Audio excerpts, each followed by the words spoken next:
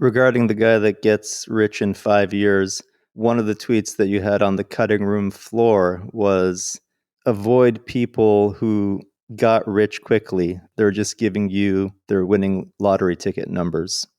This is generally true of advice anyway, which is it's back to Scott Adams, systems, not goals.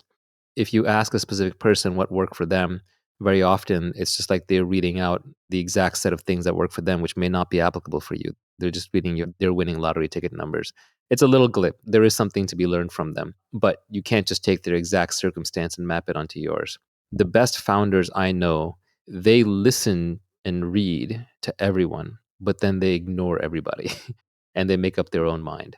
They have their own internal model of how to apply things to their situation, and they do not hesitate to discard information. If you survey enough people, all the advice will cancel to zero. So you do have to have your own point of view, and when something is sent your way, you have to very quickly decide, is that true? Is that true outside of the context of what that person applied it in? Is it true in my context?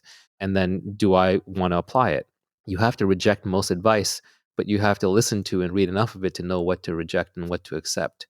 Even in this podcast, you should examine everything. If something does not feel true to you, put it down, set it aside. If too many things seem untrue, delete this podcast.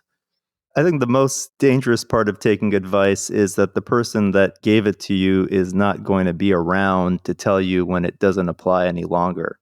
Yeah, I view the purpose of advice as a little different than most people. I just view it as helping me have anecdotes and maxims that I can then later recall when I have my own direct experience and say, that's what that person meant. 90% of my tweets are actually just maxims that I carve for myself that are then little mental hooks to remind me when I'm in that situation again, like, oh, I'm the one who tweeted, if you can't see yourself working with someone for life, then don't work with them for a day. So as soon as I know that this person is not going to be someone that I'm going to be working with 10 years from now, then I have to start extricating myself from that relationship or just not investing that much more effort into it. So I use my tweets and other people's tweets as maxims that help compress my own learnings and be able to recall them. Because, the brain space is finite. You have finite neurons. So you can almost think of these as pointers, addresses, mnemonics to help you remember deep-seated principles where you have the underlying experience to back it up.